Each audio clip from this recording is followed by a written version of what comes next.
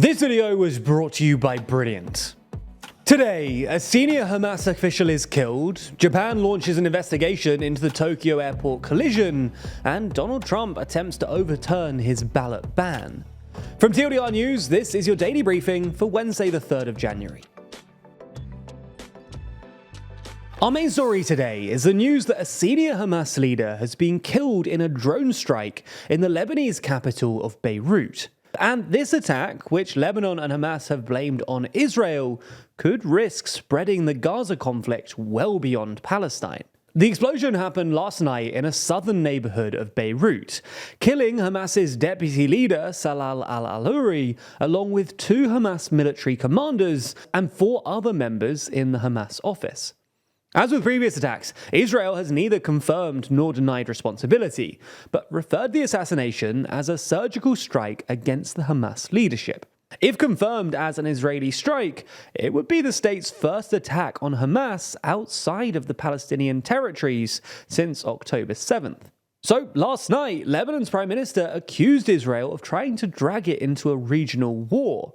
And the Iran-backed Hezbollah military group, which has clashed with Israeli troops on Lebanon's south border, has threatened punishment for the killing. So, who actually was al-Aruri, and why does his death matter? Well, the 57-year-old was a veteran member of Hamas and had been in Beirut acting as a liaison with Hezbollah after helping to establish Hamas's presence in the occupied West Bank. Now, Israel blamed him for having known about the lethal attack in southern Israel on October 7th, but Hamas says that he was playing a key role in negotiations with Qatar and Egypt over the release of Israeli hostages. Hamas has reiterated, however, that it will not be releasing any hostages until a complete cessation of aggression against Palestinians. Al-Aruri's killing has also caused hundreds of people in the West Bank to protest in the streets. In the last few days, Israel has been heavily bombarding the Palestinian Red Crescent Society headquarters in Khan Yunis, while Yemen's Iran-backed Houthi militants have also increased their attacks on shipping in the Red Sea. Over 22,000 Palestinians have been killed in Gaza since October 7th, and 57,000 have been injured, with 85% of the population now displaced. All in all, the possibility of a regional war is really increasing, with French President Emmanuel Macron urging Israel to avoid escalation, particularly with Lebanon, after the strike last night. In the meantime, Israel is continuing preparations for a broader conflict, saying that its forces are ready for any scenario. Now, there's more on the way, but be sure to subscribe and ring the bell to make the daily briefing part of your daily routine. Or just search for us in your podcast app of choice to listen along. Yesterday, we reported on a catastrophic collision at Tokyo's Haneda Airport, which took place between a Japan Coast Guard Dash 8 plane and an Airbus A350 operated by Japan Airlines. At this point, we know that 5 out of the 6 crew members on the Coast Guard plane died, while miraculously, all 379 passengers on board the A350 survived. Transport officials for the Japan Safety Transport Board have now opened 2 separate investigations into the incident. As part of these investigations, they're cooperating with agencies in both France, where the Airbus was made, and Britain, where the Rolls-Royce engines were made. Investigators also plan to interview the pilots and officials from both sides, alongside air traffic control officials, to find out how both planes ended up being on the runway at the same time. Separately to these investigations by the JTSB, the Japanese police have also opened an investigation into possible professional negligence. Right now, it's unclear exactly what caused the collision, although an aviation analyst and former Japan Airlines pilot told Reuters that there's a strong possibility there was a human error. He added, "Aircraft accidents very rarely occur due to a single problem, so I think that this time too, there were 2 or 3 issues that led to the accident." Next up, former President Donald Trump has today appealed against a decision made in Maine to remove him from the 2024 presidential ballot in the state. Only a week ago, Maine's Supreme Court ruled that as the 14th Amendment to the United States Constitution barred anyone who had engaged in insurrection or rebellion from holding federal office, the former president was ineligible to stand. Facing backlash about this decision, Maine Secretary of State defended themselves, arguing that she had a sacred obligation to uphold the law. Notably, Colorado has also banned Trump from standing under essentially the same reasoning. Now, the former president has argued in court today that Bellows made multiple errors of law and that she acted in an arbitrary and capricious manner. His legal team added that President Trump will be excluded from the ballot as a result of the secretary's actions. As things stand, though, the US Supreme Court is expected to take up the issue. And the decision to ban Trump from being on the ballot in these states can't take effect until all legal challenges, including, importantly, the Supreme Court case, are settled. So we'll keep you updated on the outcome of this story when it happens.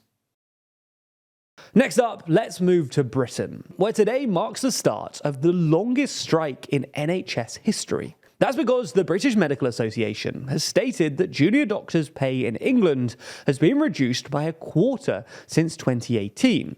Currently, junior doctors are paid around £15 an hour and are demanding a 35% increase. The government, however, argues that this is simply unaffordable.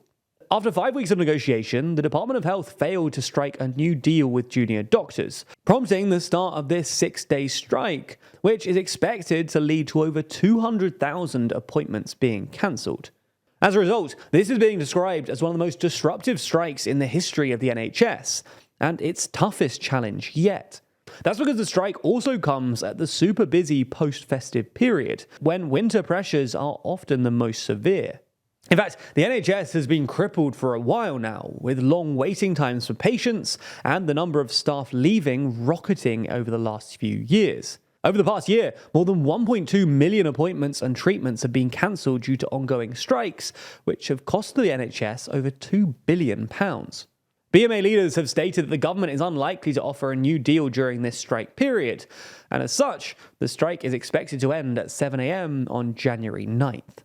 Finally today, let's stick with the UK and discuss the country's use of gas and coal. It's been reported that the use of such fossil fuels for electricity has now reached its lowest point since 1957, with the amount of electricity generated by them falling by 20% in the last year alone. Last year, gas power plants generated 31% of the UK's electricity, while coal produced just 1%. Now, the UK replaced this electricity generation with power imports, mostly from nuclear power from France and hydropower from Norway, alongside domestic renewable energy.